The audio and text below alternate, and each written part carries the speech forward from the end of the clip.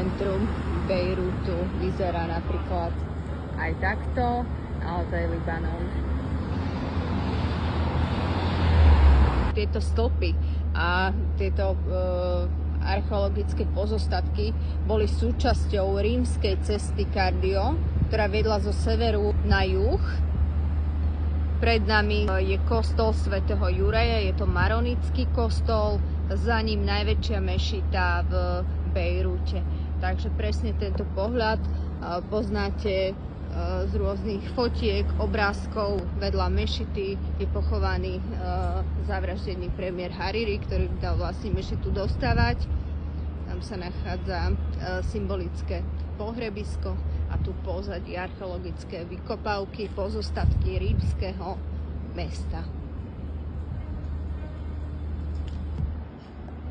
No a tieto budovy oproti, tie boli